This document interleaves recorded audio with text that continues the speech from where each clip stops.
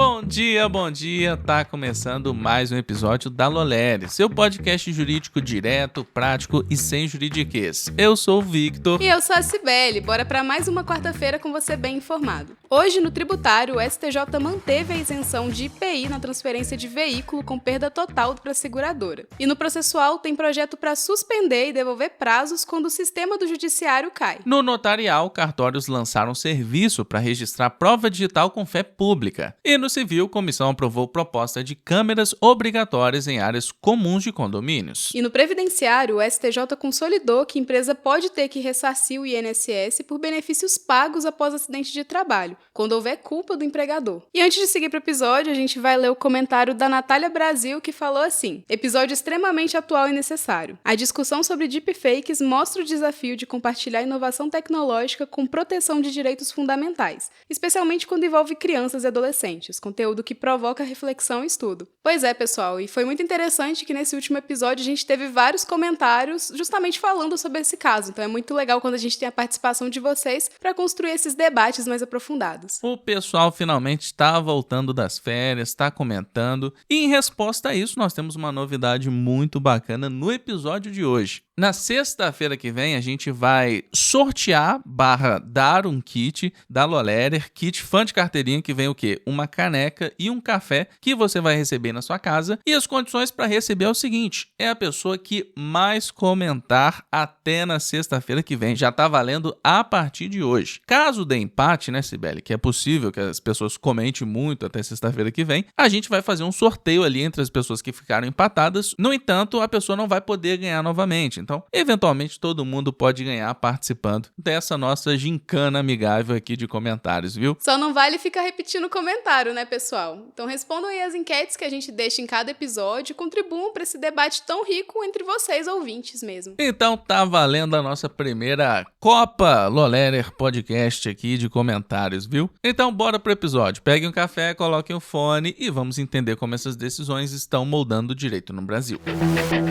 E a gente começa com direito tributário. O STJ decidiu que a transferência para a seguradora de um veículo comprado com isenção de IPI, quando há sinistro com perda total, não cancela o benefício e não gera recolhimento do imposto. A discussão surgiu porque a Fazenda queria exigir IPI para registrar o automóvel no nome da seguradora, depois da indenização integral ao segurado. O ponto jurídico era o artigo 6º da Lei 8.989 de 1995, que prevê perda da isenção se o veículo for alienado a terceiro antes de 2 anos. A Fazenda Nacional alegou que a transferência para a seguradora seria alienação e que depois o bem poderia ser vendido, o que reforçaria a incidência do tributo. A segunda turma afastou essa leitura. A norma busca evitar vantagem econômica indevida e especialmente revenda rápida de veículo isento. No sinistro, a transferência é consequência de um evento involuntário e condição contratual para o pagamento do seguro, sem intenção de alienação comercial pelo contribuinte. O STJ também destacou o efeito prático.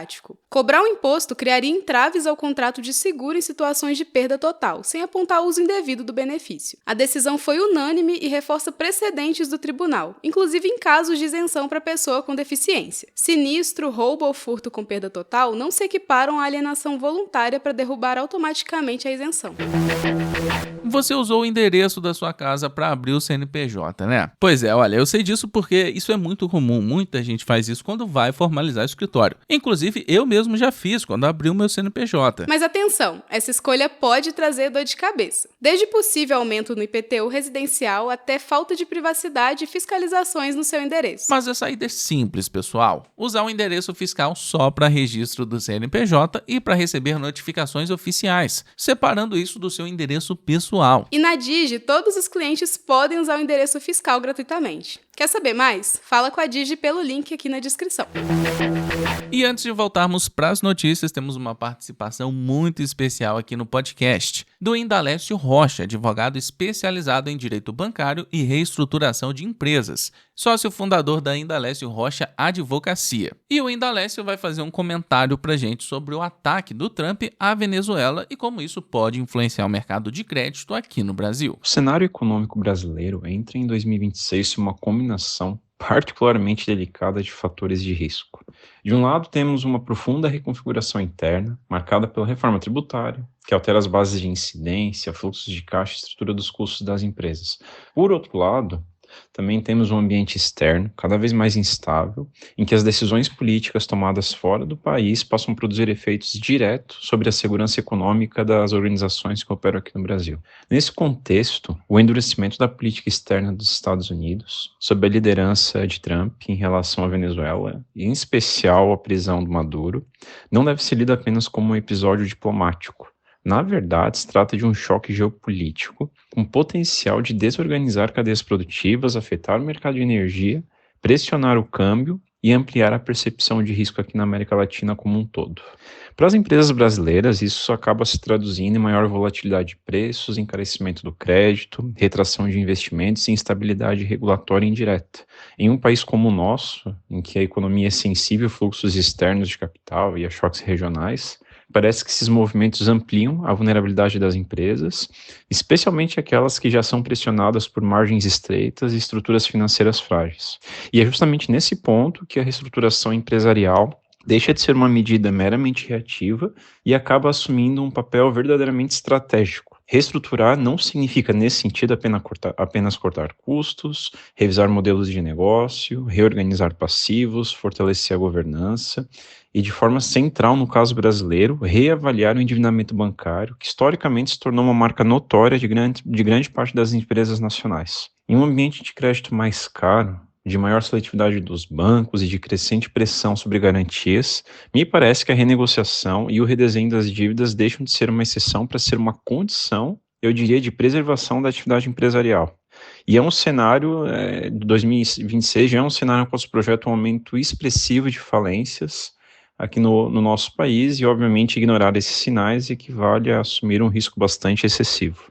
A reforma tributária, por si só, vai já exigir um planejamento, revisão de contratos, redesenho operacional e, somado a esse cenário externo bastante instável, sim, impõe às empresas a necessidade de antecipação desse racional, mapear riscos, simular cenários e agir antes que a crise se imponha de forma irreversível. Eu diria que em tempos de incerteza estrutural, a verdadeira segurança econômica ela não está na expectativa de estabilidade, mas na capacidade de adaptação. A reestruturação das empresas hoje vai ser menos interpretada como um sinal de fraqueza e mais como uma condição de sobrevivência racional em um mundo que, podemos dizer, já não oferece garantias fáceis.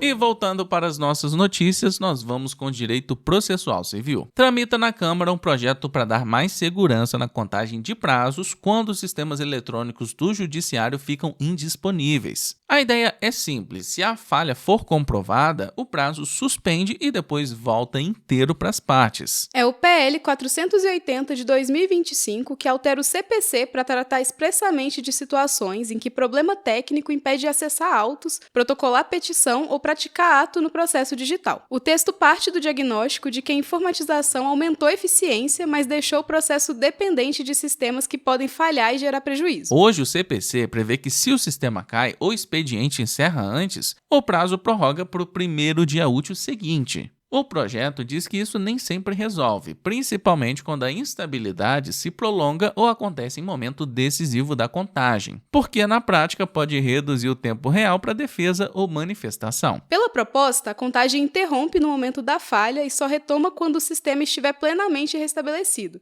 com restituição integral do prazo, sem desconto do período de indisponibilidade. A justificativa cita que essas quedas podem ocorrer por manutenção, sobrecarga, ataques cibernéticos ou falhas inesperadas, e o projeto será analisado em caráter conclusivo pelas comissões da Câmara. E vamos agora com o direito notarial. Cartórios brasileiros passaram a oferecer um serviço voltado ao registro de provas digitais com fé pública, pensado para preservar e autenticar conteúdos do ambiente eletrônico. Algo cada vez mais útil, tanto em situações judiciais quanto extrajudiciais. Na prática, dá para registrar mensagens, posts, páginas de internet, e-mails, imagens, vídeos e outros arquivos. Isso é feito por um instrumento notarial, ou seja, um documento produzido no cartório a partir do que o tabelião, ou preposto autorizado, consegue constatar naquele momento. O procedimento se aproxima da ata notarial, que já existe para documentar fatos e situações. A novidade apontada é a padronização expansão e ampliação do serviço para abarcar provas digitais de forma mais acessível e sistematizada, acompanhando a realidade de litígios no ambiente virtual. E o ponto técnico aqui é importante. Ao dar fé pública, o cartório não diz se o conteúdo é lícito ou verdadeiro no mérito. Ele atesta que aquela informação existia naquele formato em data e horário específicos, com presunção relativa. Isso conversa com processos eletrônicos e pode reduzir brigas sobre autenticidade, integridade e temporalidade, funcionando como prova complementar quando há risco de o conteúdo desaparecer ou ser alterado. E no direito civil, uma comissão temática da Câmara dos Deputados aprovou um projeto de lei que torna obrigatória a instalação de câmeras de monitoramento nas áreas comuns de condomínios residenciais e comerciais, dentro de propostas voltadas à segurança patrimonial e à prevenção de conflitos nesses espaços. Pelo texto, o monitoramento alcança locais de uso coletivo como entradas e saídas, portarias, garagens, corredores e áreas de lazer. E há um limite importante: a regra não entra em áreas privativas, como o interior das unidades, para preservar a intimidade, vida privada e proteção da imagem. A justificativa aponta que sem câmeras fica mais difícil apurar furtos, danos ao patrimônio e outros incidentes da rotina condominial. A ideia é que o sistema tenha efeito preventivo e também probatório, ajudando a identificar autores e a resolver controvérsias internas, inclusive quando a discussão vira processo. Juridicamente, a proposta dialoga com o regime do condomínio edilício do Código Civil e tende a padronizar o que hoje depende de assembleia. E ao ponto de proteção de dados. Gravar e guardar imagens é tratamento de dados, exigindo cuidado com finalidade, acesso e guarda. Por enquanto é só uma etapa. O projeto ainda passa por outras comissões, pode ir ao Senado e só vira obrigação após o rito legislativo e eventual sanção.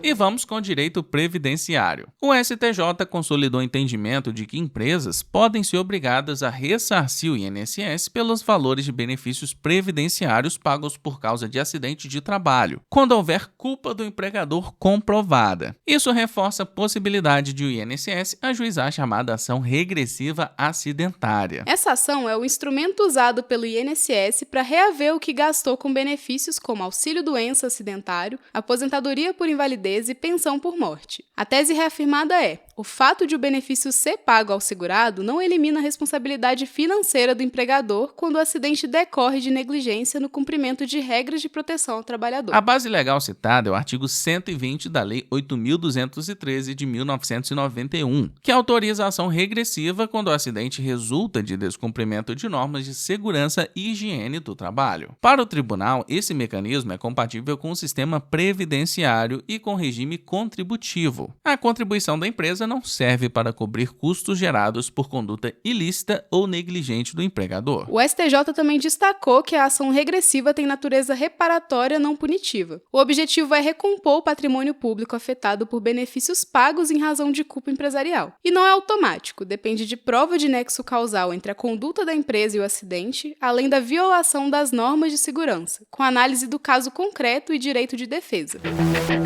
E agora a gente vai fazer o giro pelas matérias penalistas. A 4ª Câmara de Direito Criminal do Tribunal de Justiça de São Paulo manteve a condenação de um policial civil por vias de fato, lesão corporal, resistência, desobediência e desacato, reafirmando sentença que fixou pena de 3 anos e 6 meses de detenção em regime semiaberto, 60 dias multa e perda de função pública, considerando violação dos deveres funcionais e excepcional culpabilidade nas agressões e no desacato a autoridades. A Justiça Militar condenou soldado por ato de cunho sexual praticado em alojamento, reconhecendo que a conduta violou a disciplina e a hierarquia castrenses, com enquadramento no Código Penal Militar e aplicação de pena privativa de liberdade, diante da incompatibilidade com os deveres funcionais. O Ministério da Justiça instituiu o Sistema Nacional de Informações Criminais, ou SINIC, com a finalidade de integrar e padronizar dados de persecução penal no país, permitindo o compartilhamento de informações entre órgãos de segurança e justiça, em apoio à formulação de políticas públicas e à atividade investigativa. E, por fim, a defesa de Felipe Martins alegou que o investigado não acessa redes sociais desde 2024, citando o último registro no LinkedIn como argumento para a revogação da prisão, sustentando a ausência de risco de reiteração delitiva ou de interferência na instrução processual.